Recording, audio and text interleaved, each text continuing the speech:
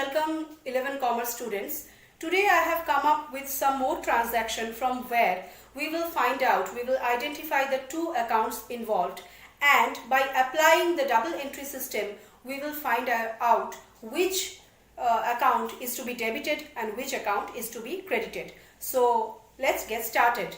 The first, see here I have taken three important transactions for you which will come in the first chapter called journal. Three important transactions I have taken for you. The first transaction, to begin with the first transaction, that is cash invested in business. Cash invested in business is the first transaction. From this transaction, I am going to tell you what are the two accounts that we will find out first. See, the transaction is written as cash invested in business. Cash is coming in business. So, what are the two items, what are the two accounts involved in the first transaction? The first one is cash and the second one is capital. These are the two items included in this first transaction. Why? Because cash is invested in the business, and from the viewpoint of the business, the cash is coming in as a capital which is invested in the business. So the two accounts involved in this transaction is cash and capital. Cash is coming in and invested in the business as capital. That's why cash and capital are the two accounts involved in the first transaction. Now cash is a real account. Cash is a real account. Now you know that according to real account, what comes in is debit. By applying the golden rule, we know that cash comes in is debit. So cash account will be debited because cash is coming in the business. That's why it will be debit. D for debit. I am using the short form D for debit. Now coming to capital account. Capital account is a personal account. Capital account is a personal account. It is a personal account. From the viewpoint of the business, see, this capital is a liability of the business. This capital will be treated as a liability of the business, and it is invested in the business for some time. After the completion of a particular period, or after the period gets over for which the capital has been taken as a loan and invested in the business, after that period the loan is to be paid off. Capital, the borrowed capital which is invested in the business, is to be paid off. So it will be treated as a liability from the viewpoint of the business. Capital is treated as a personal liability of the business. So all liability will be treated as credit. All liability will be treated as credit. Because credit the giver is the rule of the personal account. Personal account golden rule was debit the giver, and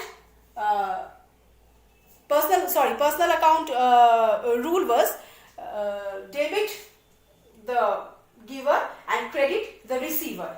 Credit the receiver. So here capital account is credited. Capital account will be credited as it is a liability, it is to be paid off, and it is received by the business. So this is the first transaction. These are the two accounts involved in the first transaction. Coming to the very next transaction, that is purchase goods in cash. Purchase goods for cash or purchase good in cash. So what are the two accounts involved in this transaction is goods and cash. These are the two accounts involved. Goods account and cash account. Now since goods is purchased, we will not use the term goods. Goods is purchased, but it is not apt to use the term goods, because goods can be purchased, it can be sold. In both the cases we cannot write goods account, because in that case we cannot identify where goods is purchased and where goods is sold from the given transaction or from the entries. So for purchases goods we will use the term purchases, and for selling of goods we will use the term sales. So here purchase goods in cash. What are the two accounts involved? First account is purchase purchase goods, that is purchases account. We will use the term purchases account, not goods account.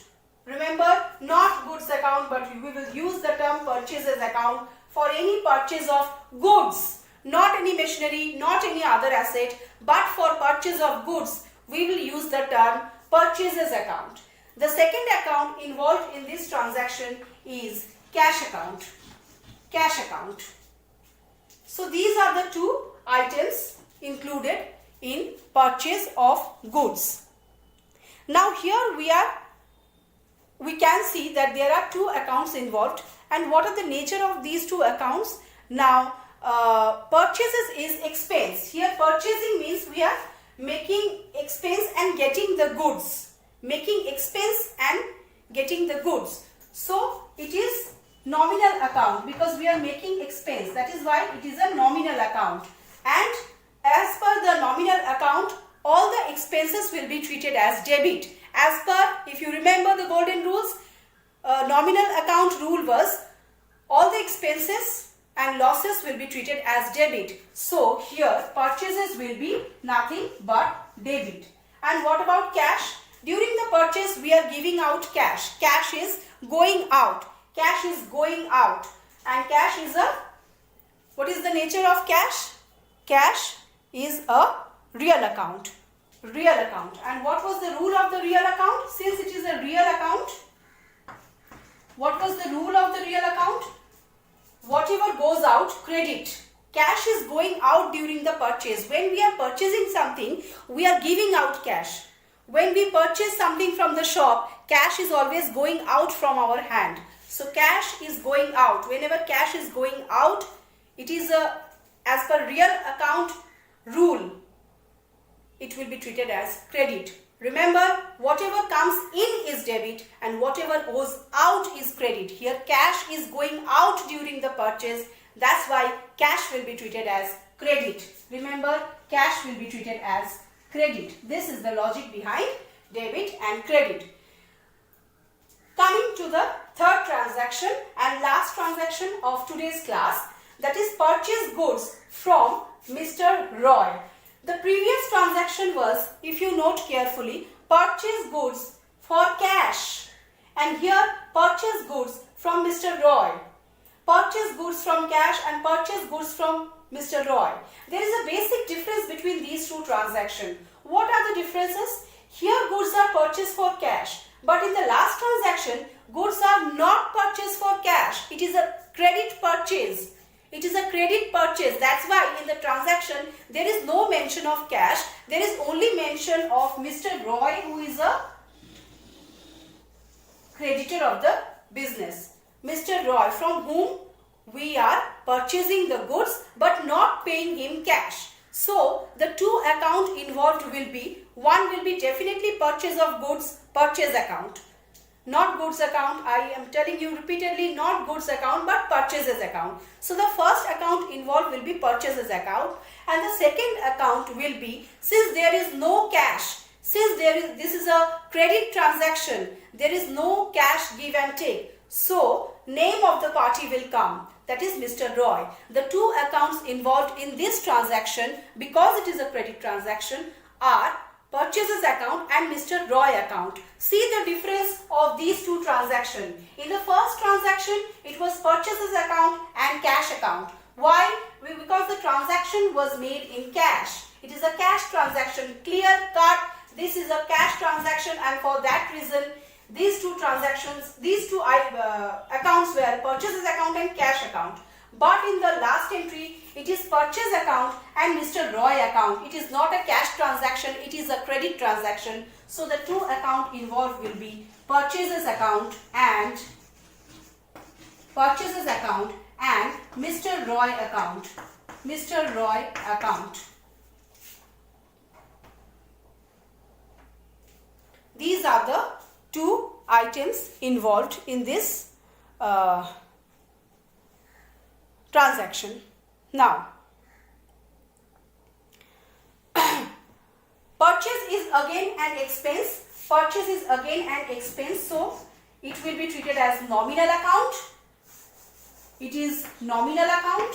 in nominal account and it will be debit. Since as per the rule, applying the golden rule for nominal account, all expenses are debit. All expenses are debit. So purchase being an expense will be a debit. Purchase is an expense and it will be debit because it is nominal account. It is a nominal account. And Mr. Roy. Mr. Roy is a personal account. It is a person. It is a credit transaction. No cash is there. So Mr. Roy is a person. This is a personal account and he is the giver. He is the giver here.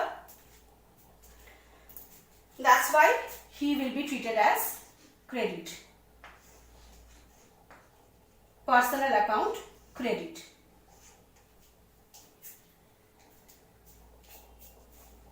Because as per the rule of personal account, debit the receiver, credit the giver. That's why he will be treated as credit. So these are the explanation of these three transactions. From these three important transactions, we have clearly found out that what are the two accounts involved in each transaction and what is the nature of the two accounts of that transaction, and by applying golden rule, we have to find out which account is to be debited and which is to be credited. Follow the class. In the upcoming classes, I will again give you explanation regarding 3 more transactions. So keep watching.